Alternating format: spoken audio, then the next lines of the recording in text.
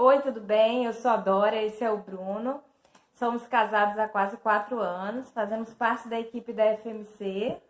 Viemos aqui, apresentar essa formação para vocês, a nossa terceira formação online, e pedir que vocês possam participar ativamente dessa formação.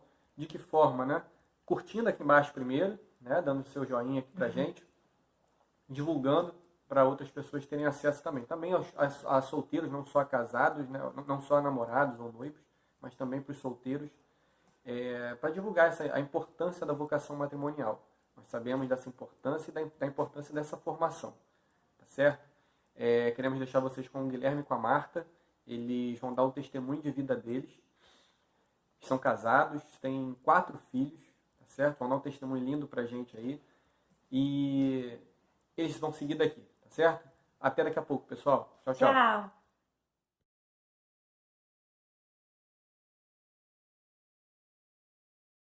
Em nome do Pai, do Filho e do Espírito Santo. Amém. Glória ao Pai, ao Filho e ao Espírito Santo. Como era no princípio, agora e sempre. Amém. Vinde, Espírito Santo, enchei os corações dos vossos fiéis e acendei neles o fogo do vosso amor. Enviai o vosso Espírito e tudo será criado, e renovareis a face da terra. Oremos. Deus, que instruísse os corações dos vossos fiéis com a luz do Espírito Santo, fazei que apreciemos retamente todas as coisas, segundo o mesmo Espírito, e gozemos sempre da sua consolação, por Cristo Senhor nosso. Amém. Meu nome é Marta, esse é o Guilherme. Nós temos 32 anos de casados, 37 de namoro, eternos namorados. Temos 4 filhos, o Luiz Guilherme, que vai fazer 29, o Vitor, que vai fazer 27, o Daniel com 21 e a Ana Luísa com 18. Nós participamos da paróquia de São Judas Tadeu em Icaraí, Niterói, e o Guilherme lá é MESC, e nós participamos do apostolado de oração e o apostolado do manto de Guadalupe. Além disso, também nós participamos das equipes de casais de Nossa Senhora. Moramos em Niterói e eu e o Guilherme, nós dois somos engenheiros. Eu sou também advogada e o Guilherme já terminou o curso de Teologia para Leigos no Seminário São José e eu vou terminar esse ano, se Deus quiser, o curso de Teologia também. Nós, quando fomos convidados para fazer essa conversa, inicialmente foi muito tranquilo. Só que depois que a gente pensou que como seria fazer um vídeo, isso complicou um pouco, Porque uma conversa pessoalmente, olhando os olhos, onde tem uma interação maior, é muito mais agradável, mas gravar a gente ficou assim um pouco. Aí ficou testando como é que ia fazer o vídeo, onde ia fazer e tudo, e a gente ficou um pouco receoso. Um tempo a gente foi confiando em Deus e resolveu fazer. Porque nesse período de pandemia, nós moramos em Niterói, mas nós estamos na nossa casa em Maricá. E particularmente num lugar muito especial, que é a nossa capela aqui na casa. É um lugar que foi agraciado já com algumas celebrações, celebrações eucarísticas e tudo. Abençoado. Então, é um lugar que é especial. Então, nós esperamos que essa experiência de gravar esse vídeo para contribuir para a formação dos casais, dos namorados e casais, ela possa ser muito produtiva e que Deus nos abençoe a todos. Nós, antes de começarmos a falar sobre especificamente, nós vamos buscar o embasamento bíblico os elementos, daquilo que a gente vai falar. Nós vamos ler primeiro umas passagens do Gênesis e depois do Novo Testamento, e vamos fazer um comentário e depois vamos falar do catecismo, porque é a visão da igreja sobre o tema que nós vamos tratar, que é a educação dos filhos, a parte desde a formação do namoro até a prática mesmo. Prática mesmo. De educar os filhos. E assim, a gente tem que ter em mente que sempre a gente tem que buscar nas fontes, não é no eu acho e fulano, ciclano, não, vamos buscar, né? Então, educar os filhos na fé, educar os nossos filhos como cristãos, onde a gente tem que buscar? É nas nossas bases, na palavra, no catecismo, esses são os nossos nortes, né? Bom, eu vou ler aqui primeiro, vou ler Gênesis 2. Nós passamos esses pontos que nós sim. vamos ler com antecedência para que vocês pudessem ler. Mas de qualquer forma nós vamos anunciando e vamos lendo porque nós vamos fazer referência a eles, tá? Tá. Gênesis 2, 18, e depois eu vou ler o 20 a 24. Aí... Essa parte a gente vê bem claro a formação do homem e a mulher e que não era bom que ficasse só. Então, que eles vivessem como um casal. A outra parte fala a ordem de Deus para que o casal crescesse e multiplicasse. Tá? Agora, quando Jesus veio, ele confirmou essa passagem do Gênesis falando alguma coisa a mais. Então, vamos ler agora um pouco do Evangelho de Mateus. Mateus 19, 4 a 6. Essa passagem também é muito interessante por dois aspectos. Né? Na relação, São Paulo fala do amor, os frutos do amor. E aqui a gente vê na prática os frutos do amor. Você suportar mutuamente não quer dizer que você vai aguentar a pessoa que é chata. Aturar. Ser suporte. É aquele que vai ajudar o outro. Isso é uma missão no casamento. Os dois vão ajudar na caminhada. Um ajudar o outro na caminhada. E também mostra ali na relação familiar a questão do perdão, da reconciliação. Não existe um casamento que não haja desentendimento e que não seja necessário o perdão. Em todas as relações nós temos isso. Mas como nós convivemos muito tempo, hoje nós podemos dizer que é 24 horas, porque como nós estamos aposentados, nós passamos o dia inteiro juntos. Então, e com a pandemia. Então existe sempre um desgaste, né, da relação. E a gente precisa perdoar a falta de boa vontade, às vezes a preguiça, algumas coisas normais da relação. Mas é fundamental que a gente tenha em mente que é necessário esse perdão. Tá? Então, o que a gente começou a pensar quando a gente pegou a proposta, né, da apresentação, né, dessa conversa? O que nós não sabíamos, não estávamos com a visão bem clara na época que a gente namorava e casava? O que quer dizer? O que a gente quer dizer com isso? Querer estar com o outro, a gente queria. Era agradável. Não sabia a abrangência do sacramento do matrimônio. Que seria o sacramento. O que seria Nós o queríamos sacramento? estar juntos, queríamos casar, ter filho, fazer uma vida que fosse agradável a gente. Um casamento cristão que nós buscávamos. Mas era agradável a gente. O que a gente não percebeu e não foi orientado, assim, não foi instruído bem claramente, e que eu acho hoje muito importante, é que a dimensão do matrimônio do católico, vai além de ser uma conquista pessoal, um objetivo pessoal. A Igreja define o sacramento do matrimônio como um sacramento de serviço. Então, além de você querer alguma coisa, você tem que se colocar à disposição de Deus para fazer um serviço. E essa visão mais ampla do sacramento do matrimônio, e que é muito mais plena na relação, nós não sabíamos e nós desejávamos nós desejamos passar um pouco nessa conversa para vocês. Então, por que casar? Por que alguém se casa? A gente casa buscando a felicidade, sim. Mas isso não é errado. Mas o casamento, como o Guilherme falou, ele é muito mais. O sacramento do matrimônio não é só isso, né? E a gente encontra no catecismo esse real significado, né, desse sinal sagrado e a sua abrangência. E é bem interessante. Então nós vamos nos reportar ao catecismo. Como uma informação importante, todo católico tem que ter o catecismo e procurar solucionar as suas dúvidas pelo catecismo. A não só conhecer, mas tirar as dúvidas do catecismo.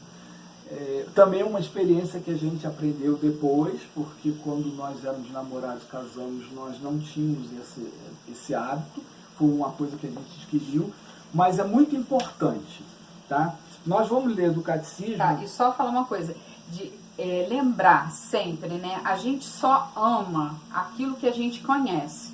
Então a gente vai buscar na fonte para a gente, além de estar bem instruído, né? Saber o que a nossa igreja, o que o pensamento cristão está, mas também aprender a amar cada vez mais essa igreja.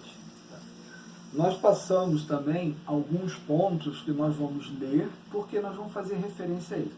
Conforme nós formos lendo, eu vou fazer alguns comentários. Tá? Então eu vou começar lendo aqui no Catecismo o número 1603.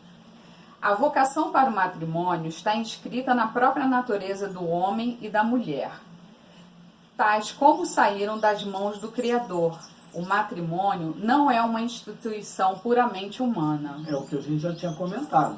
A gente tinha uma dimensão muito mais humana do sacramento do que hoje nós temos. No 1615, fala-se o seguinte: seguindo a Cristo na renúncia a si próprios e tomando a sua cruz, que os esposos poderão compreender o sentido original do matrimônio e vivê-lo com a ajuda de Cristo. Esta graça do matrimônio cristão é fruto da cruz de Cristo, fonte de toda a vida cristã. O sentido original do matrimônio, a gente pode perceber pelo quê? Pela renúncia de si próprio. Já vai um pouquinho mais do que é o meu interesse. Você tem que abrir mão de muita coisa nessa relação. E além do que essa renúncia e tudo que a gente vive, Jesus tem que sempre estar no meio, tem que sempre estar presente. Isso é algo fundamental no matrimônio cristão. Em qualquer matrimônio. Vou ler agora o 1652. Pela sua própria natureza, a instituição matrimonial e o amor conjugal estão ordenados à procriação e à educação dos filhos, que constituem o ponto alto de sua missão e sua coroa. Os filhos são, sem dúvida, o mais excelente dom do matrimônio e contribuem muitíssimo para o bem dos próprios pais. O mesmo Deus que disse: não é bom que o homem esteja só, e que desde o princípio fez o homem varão e mulher, querendo comunicar-lhe uma participação especial na sua obra criadora, abençoou o homem e a mulher, dizendo: sede fecundos e multiplicai-vos. Por isso, o culto autêntico do amor conjugal e toda a vida familiar que dele nasce, sem pôr de lado os outros fins do matrimônio, tendem a que os esposos, com fortaleza de ânimo, estejam dispostos a colaborar com o amor do Criador e do Salvador, e que por meio deles aumente continuamente e enriquece a sua família. Aumenta continuamente e enriquece a sua família. Olha que interessante, falando a procriação dos filhos é o mais excelente dom do matrimônio. E no final, coloca que o Criador convida os esposos a participar da criação. Nossa, com os isso é filhos. muito lindo. Entendeu? É uma missão muito mais do que só um desejo, mas é participar da criação. o 1653. A fecundidade do amor conjugal estende-se aos frutos da vida moral, espiritual e sobrenatural que os pais transmitem aos filhos pela educação. Os pais são os principais e os primeiros educadores de seus filhos. Neste sentido, a missão fundamental do matrimônio e da família é estar a serviço da vida. Dispensa comentário, né? Bem interessante. Mas não vamos falar dele depois. E principais educadores. Cristo quis nascer e crescer no seio da Sagrada Família de José e de Maria. A igreja, outra coisa, não é senão a família de Deus. Desde as suas origens, o núcleo aglutinante da igreja era muitas vezes constituído por aqueles que, com toda a sua casa, se tinham tornado crentes. Quando se convertiam, desejavam que também toda a sua casa fosse salva. Estas famílias que passaram a ser crentes eram pequenas ilhas de vida cristã no meio do mundo descrente. A nossa igreja, ela vive da palavra, da tradição, do magistério. O que nós vemos aqui da tradição? Todos os recém-convertidos, eles se maravilhavam com essa novidade, com essa situação nova de seguir o Cristo, que eles queriam que toda a sua casa fosse salva, seguisse o mesmo caminho. Então, daí vem a própria prática de batizar as crianças, os bebês, porque os pais desejavam que os filhos tivessem a mesma fé, para participassem da mesma igreja. Quem mais do que os pais não querem o melhor para os filhos? Então, sendo esse o maior dom que nós temos, então nós queremos passar para os nossos filhos. Desde bebezinho. E isso desde a igreja primitiva. O 1656, ele nos fala assim: nos nossos dias, num mundo muitas vezes estranho e até hostil à fé, as famílias crentes são de primordial importância, como focos de fé viva e irradiante. É por isso que o Concílio Vaticano II chama a família, segundo uma antiga expressão, eclésia doméstica, igreja doméstica. É no seio da família que os pais são, pela palavra e pelo exemplo, os primeiros arautos da fé para os seus filhos, ao serviço da vocação própria de cada um e muito especialmente da vocação consagrada. Primeira coisa é essa expressão que é interessante, né, que a família é uma igreja doméstica. Isso fala pra gente que a formação dos filhos já começa na igreja doméstica. Não só a formação moral, não só a formação de conhecimento tecnológico, profissional, mas principalmente na formação da espiritualidade. E interessante é que chama a responsabilidade os pais pelo seguinte: pela palavra e pelo exemplo. Não adianta falar uma coisa e fazer outra. Você tem que dar exemplo daquilo que você fala, para que seja verdadeiro. E muito do exemplo, né, a gente pode perceber, o exemplo fala muito mais do que qualquer discurso. O exemplo, a constância, faz com que os filhos e as outras pessoas também possam ver e seguir aquilo. Ele é verdadeiro, ele é sério. Aquilo que ele professa, aquilo que ele fala, ele faz. Então, o fazer é muito mais forte. Dessas passagens que nós lemos da Sagrada Escritura e do Catecismo, nós tiramos as bases não só para a nossa formação de família, mas também para o que nós vamos falar para vocês. Nós vamos falando coisas que nós acreditamos segundo essas passagens que a gente leu, mas também vamos falando as nossas experiências, como nós vivemos, as dificuldades que tivemos, né? E todo o caminhar que a gente teve até aqui. Primeiro, nós vamos começar a fazer um comentário sobre o próprio matrimônio. Matrimônio não é uma instituição humana, não é um contrato que se faz, é uma instituição divina. Ela segue uma lei que Deus deu, como a gente viu. O homem deixará a casa do pai e mãe e se unirá à sua mulher e será uma só carne. O Adão viu a mulher, e a Eva, né, viu a mulher e viu, essa sim é carne da minha carne, sangue do meu sangue. Depois Deus fala, crescei e multiplicai-vos. Então, essas passagens... Jesus veio e ainda falou, não separe o homem o que Deus uniu. Porque do princípio Deus fez um só. Então, essas bases, a igreja, com base nessas passagens da Escritura, define como é o sacramento do matrimônio. E tem algumas condições. Primeiro, uma questão prática, não pode haver impedimento para um dos dois.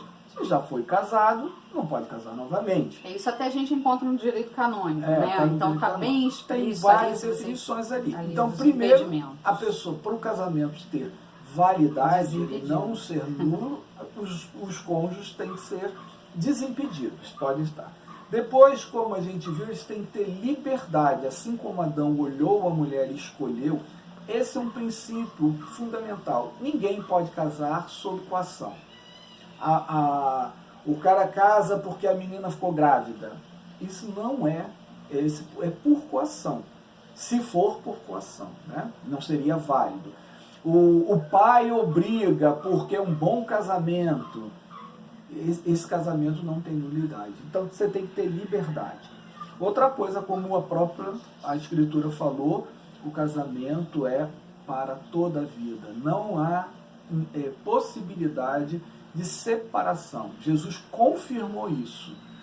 Entendeu? Não tem aquele amor eterno enquanto dure. Não, é para toda a vida. E isso vai ser importante para a gente conversar sobre algumas coisas, tá? E outra coisa é fidelidade. Você não pode ter uma relação se não for com fidelidade, tá? E a última condição, é uma coisa que a gente vai tratar mais detalhadamente, é fecundidade. Todo sacramento do matrimônio pressupõe, o casal se dispõe à abertura à vida. O planejamento familiar é lícito, é possível, mas sempre vai ser, tem que ser aberto à vida. Sejamos abertos à vida. Nós temos experiência pessoal, né, que a gente também vai comentar com o tempo. Mas é importante a gente pegar, que eu falei que a igreja define, então a gente tem uma coisa... E todo mundo que casou, em todo casamento que se vai, existem 3 perguntinhas que o padre ou o celebrante, né, o diácono, alguém, ele coloca para os noivos. Eu vou até falar para vocês exatamente as palavras para que vocês possam ver essa dimensão, né, das premissas do casamento. Viestes aqui para unir-vos em matrimônio. Por isso eu vos pergunto perante a igreja: é de livre e espontânea vontade que o fazeis? Liberdade. Abraçando o matrimônio, ides prometer amor e fidelidade um ao outro. É por toda a vida que o prometeis? Amor, fidelidade e indissolubilidade. Estais dispostos a receber com amor os filhos que Deus vos confiar, educando-os na lei de Cristo e da Igreja? Fecundidade. Isso tem que estar aberto à vida. Esses pontos eles são muito importantes para a nossa conversa, né, que nós vamos tocar sobre os filhos, fecundidade, casamento. E nele vemos como a igreja, né, à luz da Sagrada Escritura e de todo o seu ensinamento, define o matrimônio e define as suas funções. A função unitiva, né, a união, e a função procriativa. A partir dessa definição do que é o sacramento do matrimônio, quais são os objetivos, nós vamos começar a falar da nossa experiência de vida. Então, primeiro, nossa relação começou no namoro. Nós nos conhecemos, 2 anos depois de se conhecer, de conviver, veio aquela Luzinha, né? Nós nos conhecemos até num movimento de mariano. Mariana, né? nós participávamos desse No movimento. Rio, nós morávamos no Rio e participávamos lá. E depois de 2 anos de convívio, nós éramos amigos e tudo, nós começamos a namorar. E nesse tempo de namoro, nós fomos efetivamente nos conhecer. Isso é uma coisa muito importante a gente ressaltar, que o namoro é um tempo de conhecimento, de preparação para o casamento. No namoro, você não tem um compromisso definitivo. Você começa a namorar, conhece, se não for a pessoa que você entenda que seja melhor ou que você se apaixonou, então você pode terminar. Só que você tem que fazer isso com muita atenção para fazer direito. Porque depois você não vai poder reclamar do que você no seu casamento. Não era bem assim, o amor acabou. Tem um professor nosso que fala que o amor não é um Exu que entra e tum, aí você começa a ficar apaixonado. O Exu não vai embora, você deixa de gostar, de amar. Não, o amor é uma atitude que vai crescer. A gente até falava que o nosso amor era a nossa plantinha, que a gente tinha que regar, tratar, adubar, né? Todo dia. Tirar os matinhos que crescem em volta e tudo, todo dia, para que o amor crescesse. Então, é importante, é um tempo de conhecimento, nesse né? tempo de conhecimento, você primeiro conhecer quem é o outro.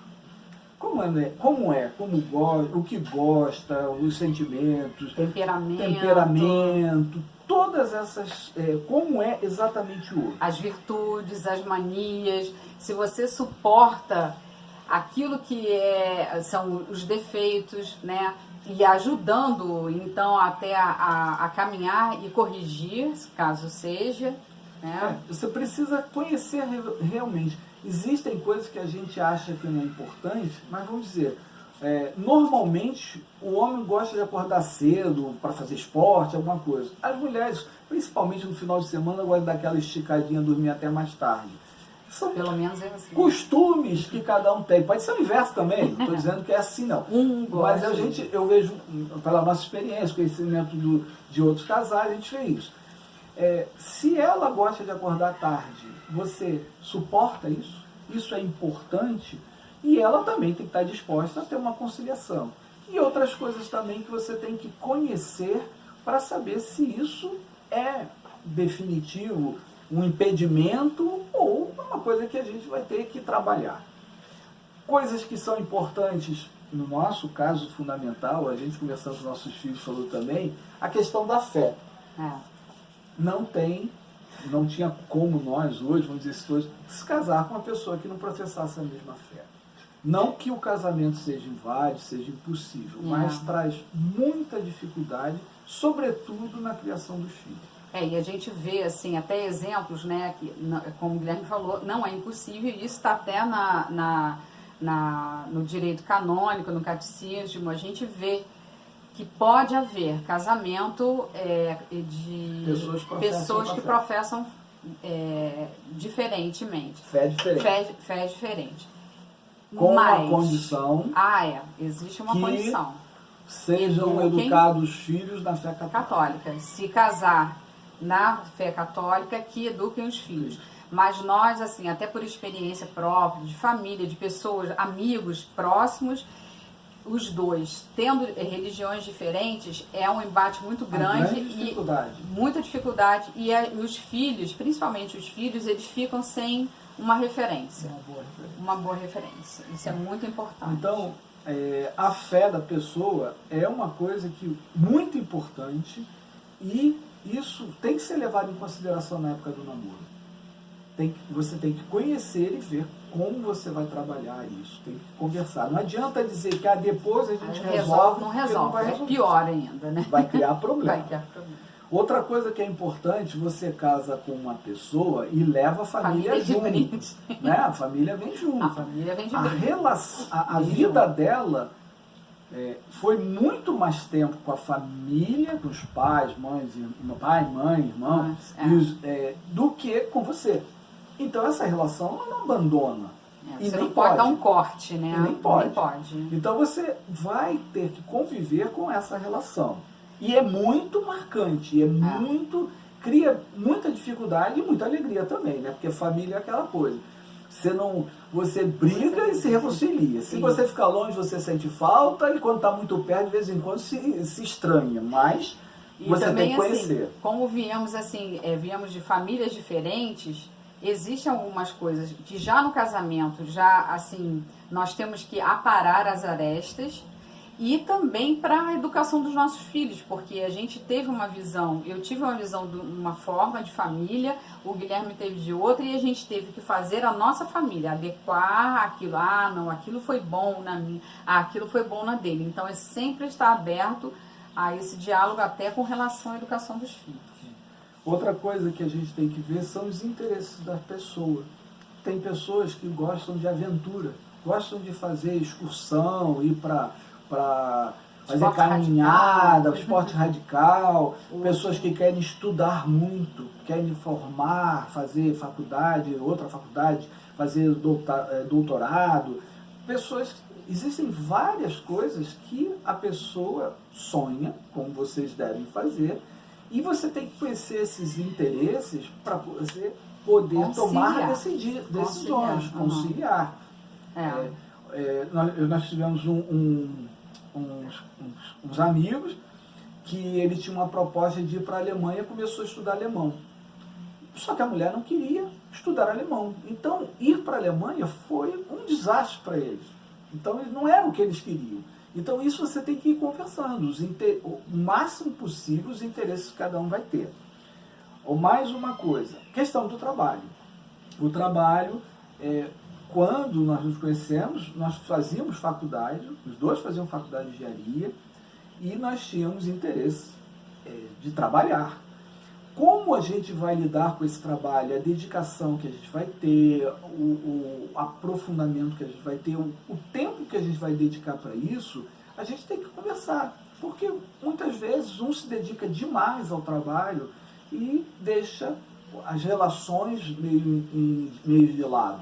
Então isso é uma coisa também, e é muito significativo. Além da questão financeira, né? Os dois trabalhando, você aumenta a renda, tem uma condição melhor e tudo. E também, muitas vezes, ajudam um ao outro. Então, esses objetivos de vida, tudo que a gente... Isso tem que ser conversado. Muito e claramente. Não pode deixar as coisas escondidinhas. Depois a gente... deixa pra lá. Depois a gente vê. Isso daí vai interferir no relacionamento no futuro. As mínimas coisas. Como se diz, né? Até tem casais até que brigam por conta de pasta de dente. É o mais famoso. O exemplo que todo mundo fala. Um amassa a pasta de dente. Toalha molhada em cima da cama. Então, detalhes, não, tudo bem, a gente assim, não.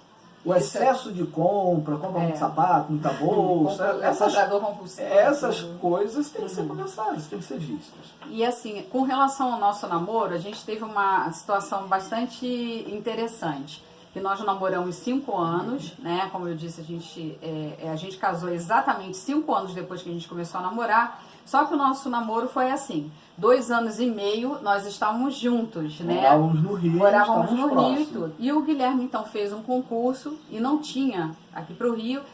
Ele até por uma orientação, depois, numa outra oportunidade a gente fala que Nossa Senhora foi encaminhando ele para que fosse para Florianópolis, e a gente pode dizer que quando ela disse claramente, assim, né, colocou pra gente de uma forma delicada que deveríamos começar o nosso casamento lá, Guilherme foi antes, e nós namoramos 2 anos e meio separados. Só que naquela época, né, já que nós temos assim tanto quanto tempo de casados e de namoro, só via carta ou telefone. Mas telefone era mais difícil. Era muito difícil. Hoje você chega, tô hoje com tem saudade, WhatsApp, Skype, você tudo, se vê, o WhatsApp, toda hora você pode falar.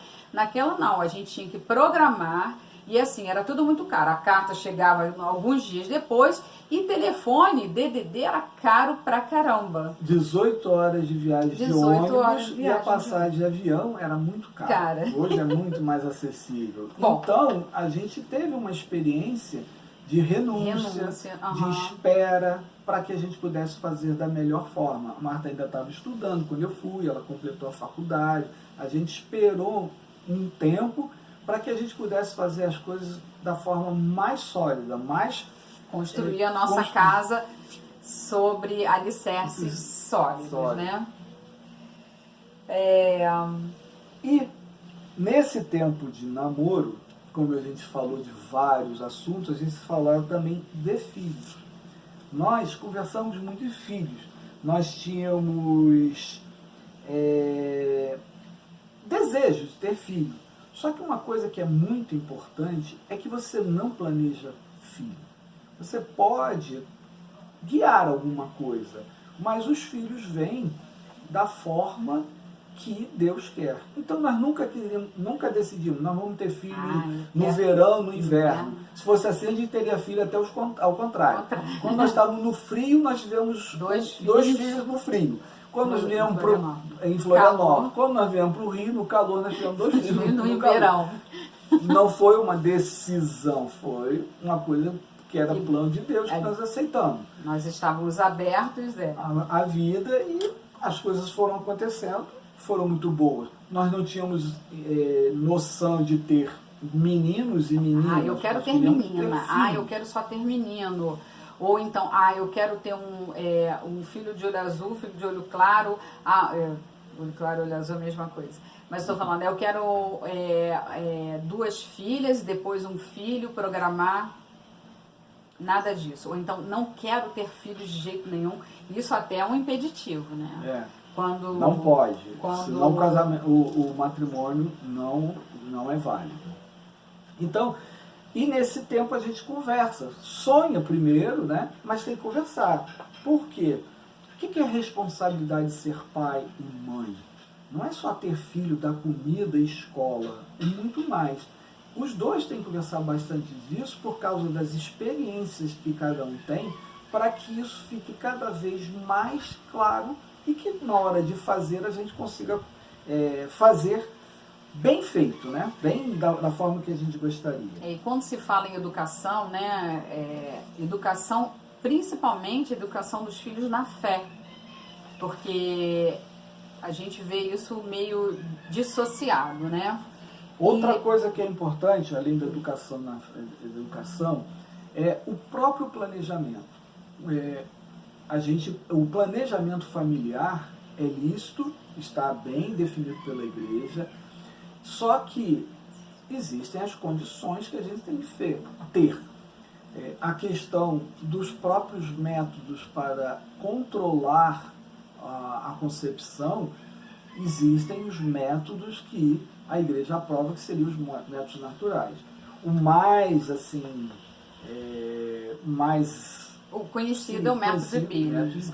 E assim, é um método natural que você sabe o período fértil, né? Você consegue ver o período fértil para conceber ou até para espaçar. Não é um método contraceptivo, né? Não é para você, não quero ter filho. Não, é para fazer o espaçamento das gestações, planejar, até porque, assim, por vezes as condições de saúde ou as condições, né, de como os pais estão vivendo... As questões financeiras, muita questões coisa de moradia, então deve-se levar, né? Às vezes...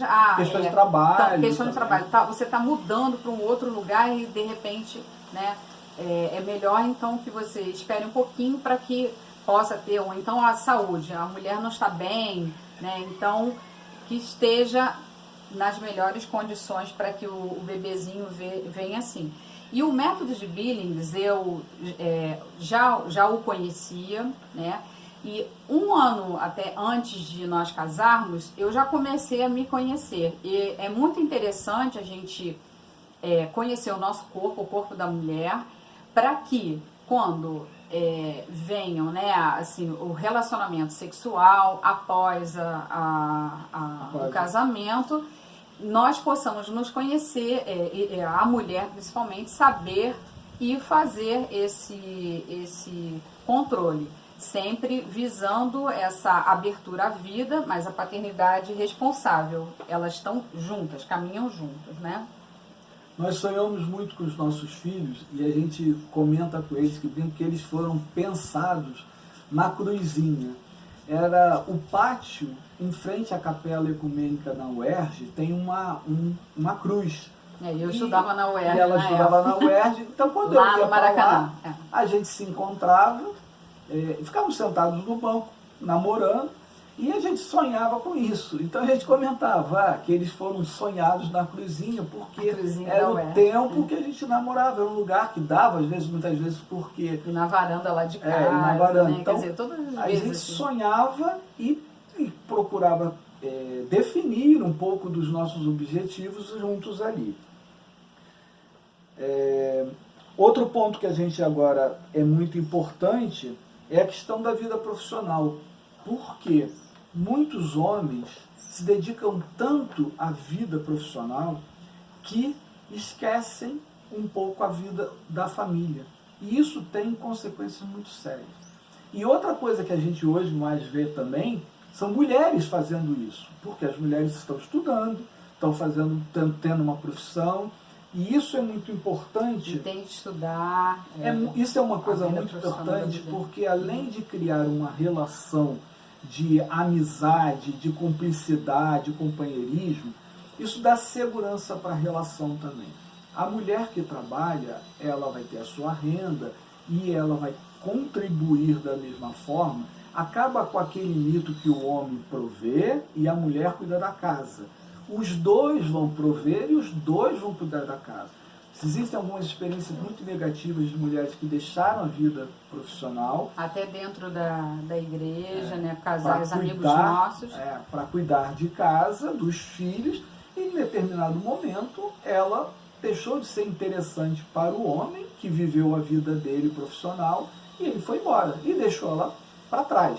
Então, até para essa segurança da relação, da igualdade das pessoas, não existe nessa igualdade uma regra absoluta. Isso. Mas é uma coisa que os dois vão definir e tem que pensar desde o namoro, porque já estão começando a definir sua vida profissional. Não é que a mulher que fica em casa a não melhor, seja um demérito.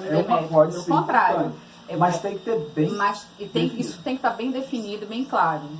E pra gente, assim, né, como o Guilherme falou, nós nos formamos com engenharia, mas acabamos sendo funcionários públicos, passando no concurso. Na época não tinha, assim, uma época muito difícil. Uma época difícil para a construção civil e nós não acabamos fazendo concurso público. E os dois trabalhávamos. E o mais interessante é que nós sempre fomos parceiros. E tivemos os nossos filhos, cuidávamos. Na época tivemos os dois mais velhos em Florianópolis. E eles, nós é que cuidávamos, estávamos sozinhos e tudo. E eles foram para a escola, mas a gente estava sempre presente junto deles. E também trabalhando, aí nós voltamos para o Rio um tempo depois. Nós decidimos, quer dizer, eu queria fazer uma outra faculdade, fui fazer, até o Guilherme fala que eu dei azar, passei no vestibular para Direito na UF. Aí tem que fazer. Aí ele falou, então agora você vai fazer. Mas nós estávamos juntos, era um projeto nosso. E aí entramos com 2 filhos na faculdade e saímos com os 4, que os dois, o Daniel e a Ana Luísa, nasceram na época que eu estava fazendo Direito. Ainda trabalhávamos e conciliávamos, estávamos juntos deles em todos os momentos. Da escola, da oração. Então, esse companheirismo permitiu que ela estudasse como ela desejava. E isso é uma coisa que é muito interessante também pelo seguinte: a mulher que se dedicava exclusivamente à casa, muitas vezes se tornava uma pessoa desinteressante para o homem. O homem trabalha, vai para lá, encontra um monte de gente, e a mulher ficava presa em casa. Depois ele se cansava dela. Uma mulher que estuda, que tem vida profissional, que conhece, é muito mais companheiro, que é uma conversa muito mais gostosa, muito mais agradável. Então, pelo menos para nós, nossa experiência mostrou que o tempo inteiro a gente está junto conversando sobre vários assuntos e a gente consegue acompanhar a conversa do outro. Isso é assim, a nossa experiência de vida. E isso não quer dizer, é sempre colocando o equilíbrio. A gente nunca abriu mão da nossa família, do nosso casamento, dos nossos filhos, por conta de trabalho e de estudo, nada disso. Nós conciliávamos isso porque era importante, era um aspecto, mas até quando eu estava terminando a faculdade, eu já estava querendo fazer me preparar para fazer um outro concurso, mas Deus falou, não, a tua missão, a missão de vocês, a tua missão é ser mãe. Então eu recuei nos meus projetos, porque o projeto maior era os nossos filhos. Era a nossa família. Em relação ao matrimônio, como a gente tinha falado antes das coisas que a gente gostaria de saber, nós fizemos uma descoberta quando nós entramos para as equipes de Nossa Senhora, da oração do Espírito Santo. Ela termina falando que o sacramento do matrimônio é um lugar de amor, um projeto de felicidade e um caminho para a santidade. O amor começa com um interesse mútuo, atração que tem, né? e vai crescendo. Mas é uma coisa um pouco, um projeto pessoal muito agradável. Nós queremos ser felizes e casados e com uma companheira, um companheiro, esse caminho se torna mais fácil. Agora, o principal desse sacramento é que um leve o outro à santidade. Que a gente, assim, que uns, como diz a oração de núpcias, canto de núpcias, que quando fechar os olhos para a grande noite, né, quando a gente morrer, que seja o outro que esteja ali do lado ou que receba no céu. Então que a gente, quando poético, acordar, que o outro esteja lá esperando, como ou você esteja esperando quando o outro falecer. Então, essa ajuda que um deve ao outro, mais importante é uma ajuda para a santidade. Isso que a gente falou lá de Colossenses, suportai-vos mutuamente, é dar suporte para o outro. Então, vem os filhos. A vinda dos nossos filhos, a gente teve o Luiz Guilherme depois de 3 anos de casado, foi o tempo de Deus que nos colocou assim, e vieram os filhos. Esse tempo que nós esperamos foi um tempo muito importante para adaptação à nova realidade. Nós vivíamos em casas diferentes, temos que ter costume. É aquela coisa da pasta de dente, mas existe a arrumação da geladeira, as coisas que coloca em casa, tudo você vai se adaptando. E até assim, eu fui morar em outra cidade, e não por isso, a gente sempre se colocou nas mãos de Deus. E não evitávamos, mas Deus deu esse tempo pra gente, que foi precioso para que nós pudéssemos nos conhecer. Vieram os filhos, e assim, já cumprindo aquela terceira pergunta que se faz, né? Vocês aceitam os filhos que Deus vos confiar? Sim. E também, assim, não tinha número certo, né? Você não vai ficar esperando, não, eu quero 1, 2, 3 filhos, eu quero gêmeos. Não tem isso. É o que Deus vai te mostrar, e é aquele que Deus confiar nessa obra da criação. E no começo, na hora que a gente faz a resposta, sim, aceita os filhos na hora do casamento, parece tudo muito fácil. Eu estou dizendo sim para tudo. Mas quando vem assim a experiência dos filhos, até um amigo nosso falava, né, que é uma experiência única que tem que dar certo. E isso só acontece com a graça de Deus, né?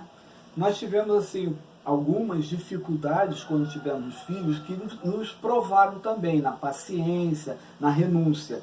O nosso primeiro filho foi muito alérgico, então ele tomava leite e ele vomitava. Então tudo que ele tomava, vomitava. E isso dava problema pra gente até na hora de dormir, porque ele dormia poucas horas depois. Daqui que a gente descobriu isso, marinheiro de primeira viagem. Depois não. Depois demoramos um tempo, mas foi um momento assim, nós levamos um bom tempo com essa dificuldade, ele muito doente e tudo. E a gente já tinha que estar junto. Nós morávamos sozinhos em Florianópolis e contávamos um com o outro. Só voltar um pouquinho, falando do momento de gestação, que é o momento de casal, que aí eu falo até como mulher, né, de gestação. A mulher fica muito sensível e fragilizada.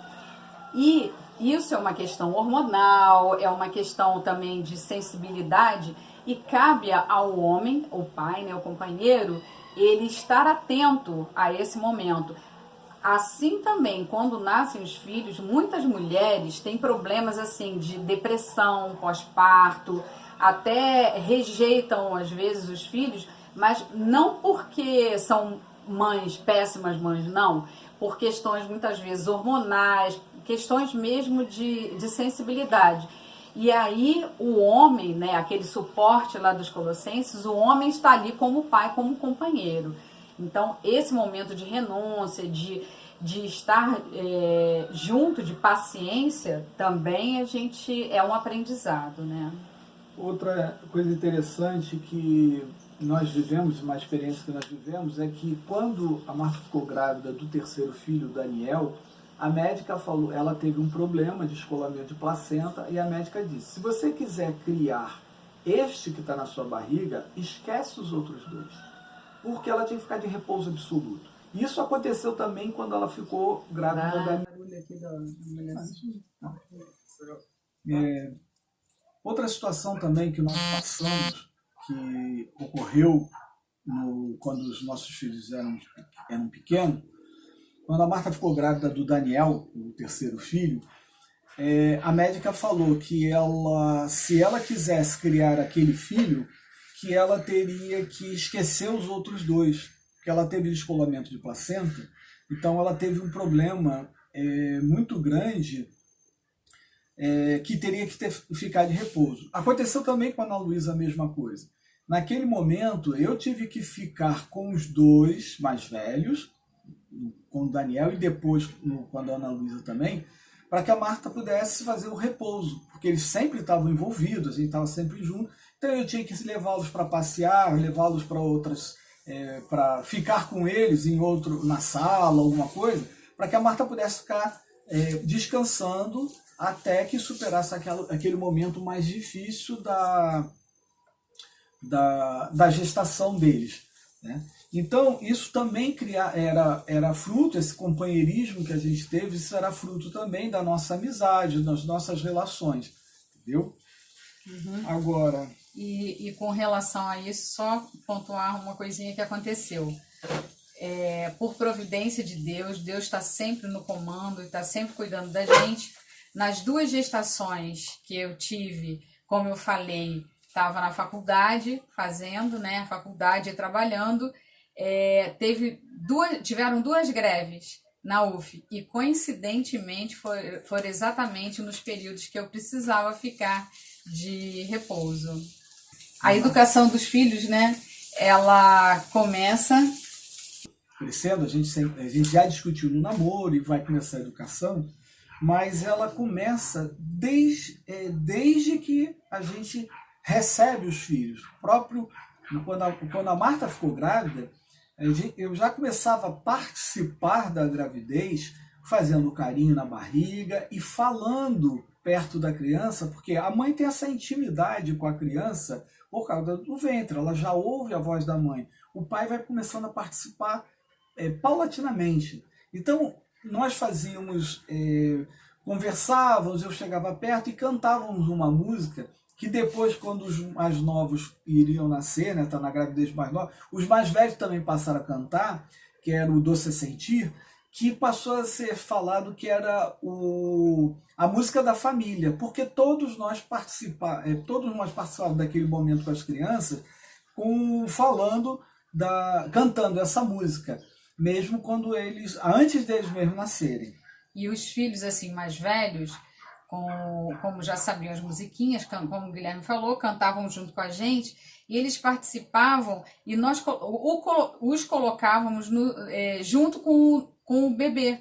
Então não era o meu bebê, um bebê que ia chegar, era alguém que viria a roubar o pai e a mãe. Não, era o nosso bebê. Então tudo era para o nosso bebê. E aí eles se sentiam responsáveis também, e com isso era a maior confusão muitas vezes, né? Porque... A Ana Luísa foi bem interessante, né?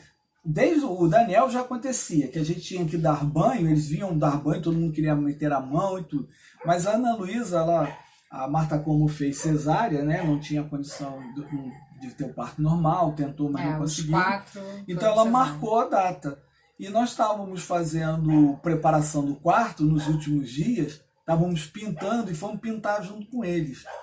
Só que era aquela confusão para quem vai pintar, quem pega o pincel, quem pega o rolo, tudo. Então eles se pintaram, foi uma confusão tremenda, que dava aquele trabalho, aquela dificuldade, mas que eles participaram daquele momento para que eles não rejeitassem o que estava chegando, mas que eles sentissem que fazia parte deles. Eram importantes, né? Eles estavam inseridos naquele processo. E é interessante assim que você tem 4 filhos, você pensa que vai educá-los da mesma forma, mas na verdade você educa de forma diferente, porque eles são muito diferentes. Eles aprendem em tempos diferentes, eles têm personalidades diferentes, os princípios que norteiam a educação são os mesmos, né? Os valores morais, a questão da fé, nossa religiosidade, mas cada um vai tendo seu tempo.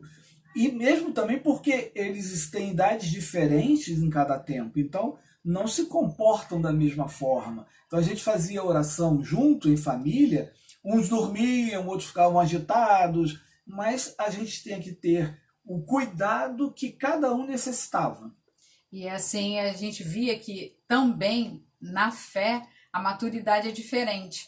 Uns respondiam, né, muito mais rapidamente, assim, eles tinham esse amor a Nossa Senhora e a Deus já mais latentes, assim, florescia mais rápido do que outros que foram amadurecer mais posteriormente, né? E nesse processo de educação, o exemplo que nós dávamos era muito importante para eles. Se nós falamos uma coisa e fazemos outra, cria na criança, né, um sentimento de que é uma mentira, que aquilo realmente não é um valor. Então, se nós falamos de Deus, falamos de oração, mas nós não rezamos, nós não colocamos para a criança uma verdade, colocamos uma coisa duvidosa. Então, você tem que falar a verdade e dar o exemplo. Então, se você se comporta na fé, moralmente, de um jeito, isso vai ser o maior testemunho que você vai dar para os seus filhos, na educação dos filhos. E isso, assim, eles vão passar também adiante, porque a gente vai ver ao longo da vida, ao longo da nossa vida, nós, como cristãos, somos esse exemplo de Cristo, né? Somos a figura de Cristo para tantas outras pessoas. Outra coisa que é muito importante, quando a gente fala da educação na fé, a gente pensa sempre na catequese de primeira comunhão, perseverança, catequese de crisma, mas na verdade os primeiros educadores são os pais, tanto na fé como na parte moral. E nós precisamos agir fazendo essa educação. Então, nós fazíamos oração em família e dávamos um testemunho.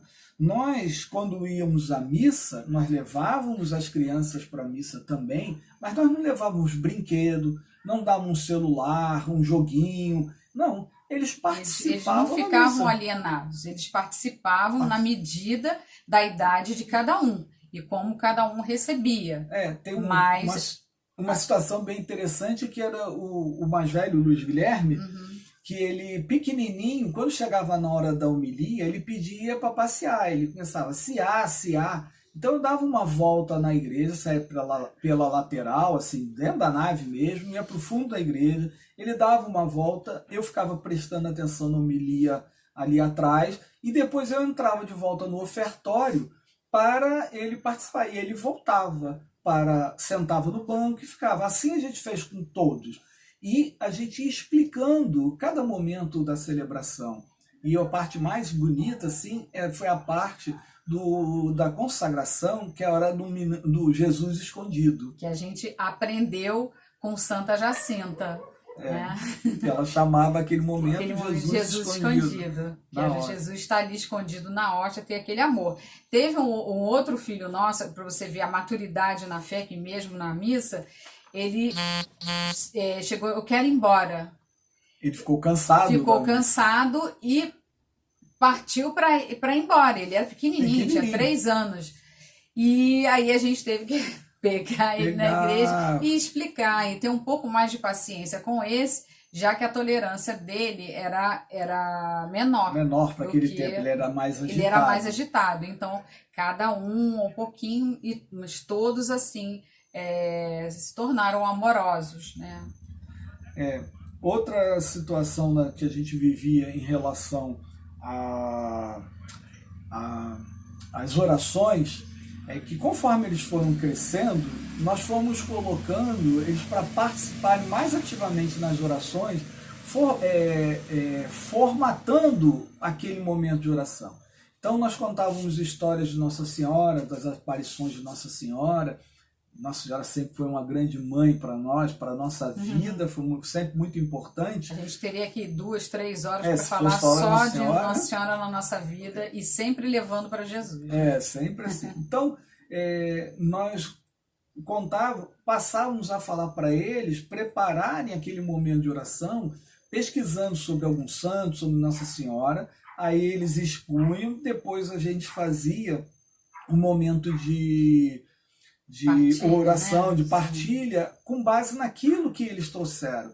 E algumas vezes nós fizemos aqui nossa casa em Maricá, tem um terreno muito grande, nós fizemos retiro de carnaval, onde cada um preparava uma palestra. Uma palestra, mesmo pequenininho, né? Aquele pequenininho falava, não, mas eu tenho que falar porque e aquilo é importante. Então, nosso retiro de carnaval, os primeiros, foram com eles pequenos aqui no sítio, né?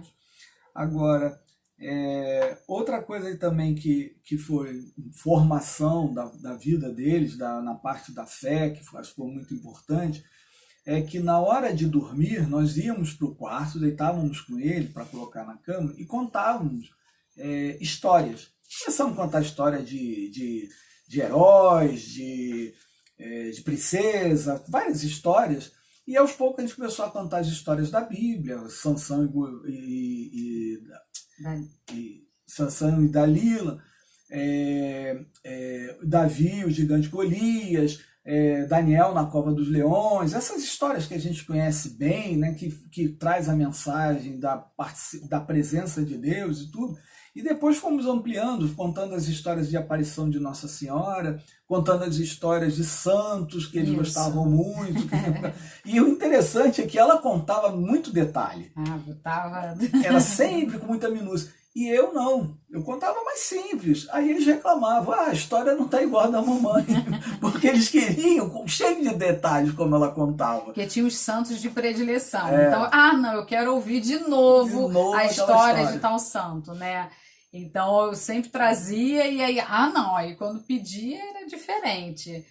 Uma coisa com relação ao exemplo de como é importante também, né, de nós irmos à missa com as crianças, isso até o Guilherme vai falar. Essa é boa. Quando nós íamos sempre à missa juntos. Então a Marta ficou grávida da Ana Luísa. Da quarta, né? E as pessoas, mais ou menos, viam a gente na missa e observavam 3 meninos. E uma barriga. Aí começou a aposta, menino ou menina? Ficou a torcida se era menino ou menina. A gente percebia que as pessoas olhavam bastante. Aí a Marta teve a Ana Luísa numa quinta-feira, quando chegou no domingo, como ela fez cesárea, ela tinha que ficar de repouso, fui eu à missa com o Luiz Guilherme, o Vitor e o Daniel.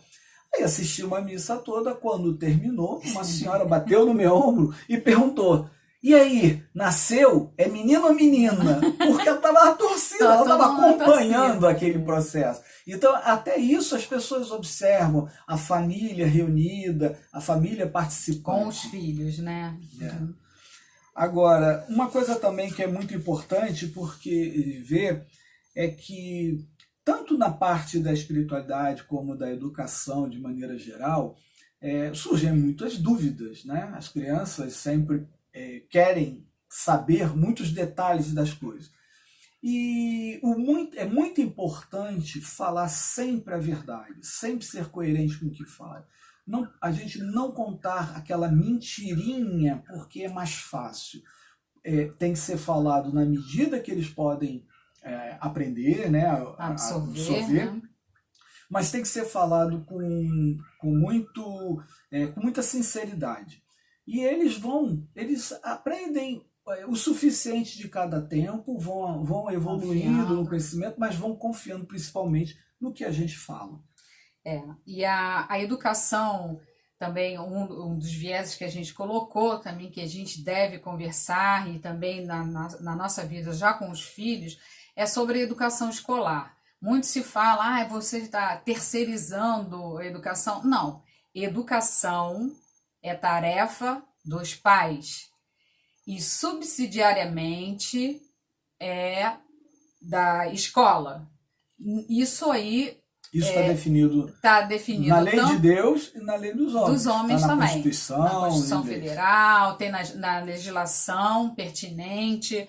E também, a gente viu até no catecismo, a gente vê isso no catecismo também. E a gente sabe que o conhecimento do mundo, ele é muito importante. Só que hoje, principalmente hoje, ele é super valorizado e as pessoas estão mais preocupadas em que escola vão colocar. Eu vou colocar no curso XYZ para aprender português, inglês, alemão, francês, balé, jiu-jitsu, futebol, Kumon, tudo que tem. Mas esquecem muitas vezes da verdadeira da educação na fé. E isso que é o mais importante, de levar esse nosso Deus, também escolher o melhor curso, quer dizer, os melhores educadores, serem os melhores educadores para seus filhos na fé. E o que acontece hoje em dia, que com muitas influências negativas que a gente das escolas, que a gente percebe ao longo dos 4 filhos, né? Como mudou. Era mais... pois é, agora é uma guerra extremamente agressiva, né? Problema. Então é muito importante estar muito próximo, acompanhar, ver o que está sendo colocado nas aulas, ver os trabalhos, conversar com as crianças para que saibam o que está sendo dito para eles. Principalmente assim, essa questão de professor de história falando mal da Igreja Católica. Isso daí é muito comum, não é só isso que acontece, mas isso já é uma coisa muito comum acontecer e que muitas vezes é necessário uma intervenção dos pais mostrando o que realmente aconteceu. Não essa história meio deturpada que o professor muitas vezes coloca. E você tem que conhecer, passar. E foi muito interessante que eles vinham fazer esses questionamentos e depois eles vinham contar quando eles começaram a questionar os professores, dar os elementos que o professor não colocava. Então eles criavam um debate na aula com um outro ponto que o professor não estava colocando. E por conta dessa guerra cultural que se trava hoje em dia, muitos já pensam em ensinar em casa, fazer o homeschooling, né? E isso pode, em certos momentos, para certas situações, ser muito bom. Por quê? Porque se você não tem escolas assim que tenham próximos de casa ou que tenham um nível bom de ensino e tudo, as crianças é preferível você ensinar em casa. Mas isso tem que ser muito bem cuidado, porque nós, como seres sociais, nós não somos deste mundo, mas estamos neste mundo. E temos que fazer essa convivência. Então, a criança, é muito interessante ela ir à escola, ter esse contato com outras crianças, com outras realidades, com professores, com pensamentos diferentes, até para que ela cresça e faça a sua crítica. Além do que, nas escolas, nossos filhos, apesar de muitas vezes serem até bombardeados, eles são exemplos. Eu posso citar, por exemplo, a Ana Luísa, que ela convive com várias pessoas assim com valores diferentes do nosso, que não são católicos, não são cristãos, que não têm assim a mesma moral nossa, quer dizer, a verdadeira moral, mas que elas respeitam, elas gostam de estar com a Ana Luísa, e nós recebemos na nossa casa, né? E sempre que esses colegas, eles estão tão assim, angustiados com alguma coisa, é muito a Aninha que eles vão procurar. Até respeitar a Ana Luísa, nessa de, fica com um, pega outro, fica com outro, Aninha. Não quero isso e tudo. E aí as próprias colegas que pegam, que ficam e tudo, já dizem, não, a Aninha é diferente. A Aninha não quer, e protegem ela. Não, Aninha, para você tem que ser um namorado especial, né? Por último, uma coisa que é muito importante, que a gente já vem conversando desde a época do namoro, mas ao longo da vida de casados, de pais, né, nós temos que ver o alinhamento do que a gente fala. Muitas vezes, a forma como a gente fala uma coisa dá uma interpretação diferente. Então, é importante que os pais nunca se contradigam. Né? O pai falou uma coisa, se a mãe tem alguma coisa a observar e tudo, está fora da conversa e ouviu e quer interferir, que fale particularmente para que seja feita assim, uma informação clara para os filhos e que não haja um pensamento para eles, que pensam coisas diferentes, que cada um pensa de um jeito. Então, quando acontece alguma coisa que um dos dois acha que merece um esclarecimento, não é que a gente fale coisas erradas, diferentes e tudo, não. Mas é que às vezes a forma que colocaram ficou muito claro, que um fale com o outro.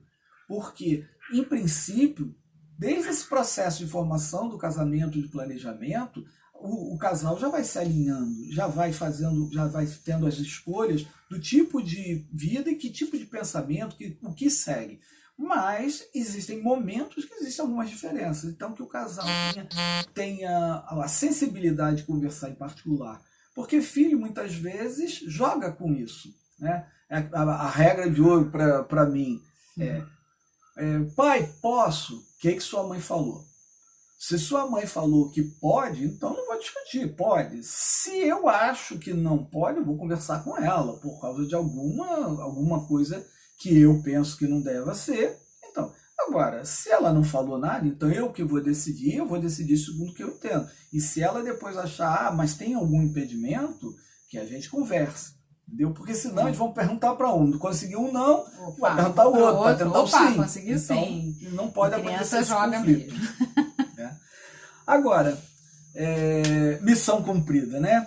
Depois de educar os filhos, hoje nós vivemos assim o começo de uma nova etapa, porque nós planejamos casar, ter filhos, e trabalhávamos, saímos de manhã para o trabalho, voltávamos, estudávamos, e agora nós aposentamos. Nós ficamos 24 horas juntos.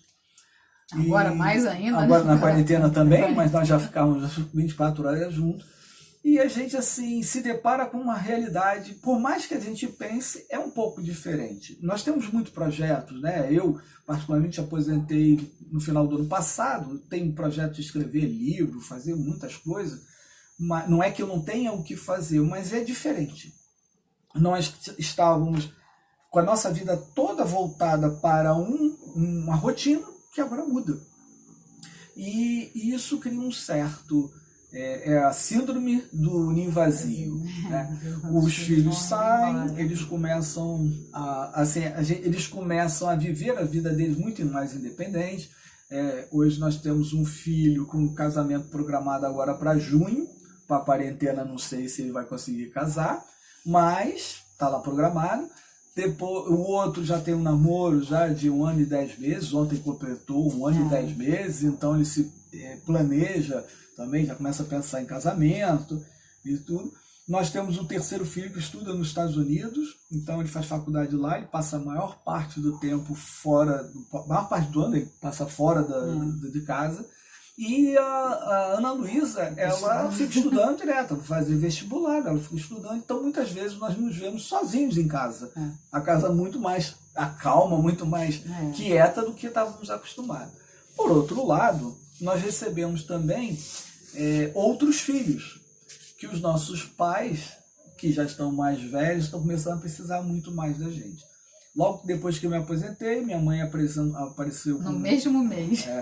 Logo depois, dias depois. Dias depois. Ela manifestou uma doença, ela foi internada e detectou que ela tem um câncer no pulmão, ela já tem 91 anos, é muito idosa, então eu tive que acompanhá-la muito. Não fico sobrecarregado porque eu tenho outros irmãos e isso a gente divide, mas eu comecei a ter que me dar muito mais a ela, cuidar muito mais de detalhes para ela nesse momento. Já os pais da Marta, eles nessa quarentena a gente trouxe para cá. Os velhinhos, então, os velhinhos nós temos que cuidar deles. Temos que cuidar tudo. deles. Eles são lúcidos, assim, conversam bem, mas está cheio de limitação. Então são os filhos. A Marta já tomava conta de muitas coisas, de burocracia da vida, né? Resolução de problemas, de conta, de coisas assim, mas agora ela precisa tomar conta de detalhes, cuidados mesmo. Né? Dar banho, ajudar no banho, na comida, tudo, né? Então, nesse tempo, a gente começa a ter também umas outras obrigações, né? Porque a própria necessidade da vida. E a gente vai passando, aos poucos, com relação aos nossos filhos, a sermos conselheiros e intercessores, porque eles estão construindo a vida deles, né? Estão indo, mas vão ter sempre a base, né? Nós como amigos deles, conselheiros, quando eles quiserem procurar, nós estaremos abertos, e intercessores, rezando para que, pela santificação deles, continuando essa nossa tarefa até chegar ao céu. Como eu falei no começo, né, foi um desafio fazer um vídeo. Nós sofremos um pouquinho com algumas questões técnicas, nós nunca tínhamos feito. Nos senti um pouco até desconfortável. Vocês vão ver que muitas vezes eu olho para o lado, porque a nossa capela é um espaço aberto. Ao lado são as árvores, tudo cheio é um espaço livre. Então, às vezes eu fico olhando para as plantas, para algumas coisas que eu acho interessante, e depois ficar falando para a câmera é muito mais frio, né? Quando a gente está junto é muito mais interessante. Mas eu acho que a gente conseguiu conversar bem. Tudo correu bem. Espero que a gente tenha a oportunidade de conversar com vocês pessoalmente, trocarmos as experiências de vida. E é isso. Nós já passamos, né, as passagens bíblicas que a gente usou como referência para que você lesse, a parte do catecismo. Né? Então é bom que vocês leem e conversem um pouco a respeito desses pontos que a gente passou. Nós nos colocamos à disposição para alguns esclarecimentos, alguma coisa que alguém quiser, alguma dúvida que ficou, alguma informação que queiram perguntar para a gente. Nós ficamos felizes por sermos convidados, né, para falar para o grupo. Foi uma experiência diferente falar no vídeo, mas muito bom. Mas foi muito bom. E esperamos que a gente aproveite esse momento de quarentena, que a gente está mais isolado, para pensar também nas coisas importantes que são da nossa vida, que às vezes pelo correria a gente não pensa. Nós particularmente estávamos conversando sobre a ausência da celebração eucarística.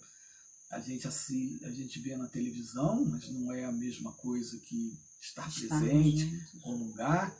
Mas aproveitar essa oportunidade para reposicionar muitas coisas que não estão andando tão bem e que vocês tenham uma boa caminhada, consigam ter assim a coragem de aceitar o chamado de Deus para a paternidade, a maternidade, que é um desafio muito grande, né? Mas é uma É benção. uma benção. É muito agradável passar por essa experiência toda, tá? Então, que vocês fiquem com Deus e que qualquer momento a gente possa se ver. Louvado seja o nosso Senhor Jesus Cristo, para sempre seja louvado. Salve Maria. Amém. Oi, pessoal, tudo bem? Espero que vocês tenham gostado da nossa formação, gostado do testemunho do Guilherme e da Marta, e que continuem nos seguindo nas redes sociais. Aqui no nosso canal temos vários vídeos dos testemunhos da nossa equipe, né, de alguns membros.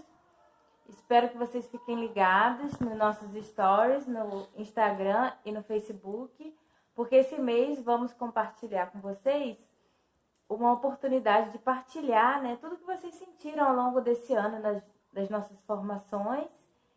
Vai ser pelo aplicativo Zoom e com inscrição obrigatória. A gente vai ter entre 30 e 40 vagas, então fiquem ligados. É assim que vocês olharem, cliquem no link e façam a inscrição para vocês não perderem essa oportunidade. A gente pede que vocês possam participar mesmo dessa partilha, vai ser um momento bem bacana. Vai ser um momento novo, uma novidade, né? De fazer uma partilha online, vai ser diferente, vai ser até engraçado. Mas que vocês possam participar, se inscrevam. É uma pessoa, né, por vaga dessa vez, vão assistir juntos, até porque não tem ninguém casado, a gente está em isolamento social, não está podendo visitar um ao outro, mas a inscrição é por pessoa, tá certo? Então, é uma vaga para cada pessoa do casal. Se os dois quiserem participar, né, os dois têm que se inscrever, tá? Então, a gente pede que vocês fiquem ligados nas nossas redes sociais, compartilhem essa oportunidade. E não deixem de se inscrever aqui no canal, se vocês não são inscritos ainda, né? Curtir lá as redes sociais para poder participar desses momentos que vamos ter outra surpresa interessante aí no mês de maio, vocês vão gostar. Mais pra frente a gente vai falar lá na nossa página do Instagram, tá bom? Tchau, tchau, gente. Um abraço. Tchau, gente. Fiquem com Deus.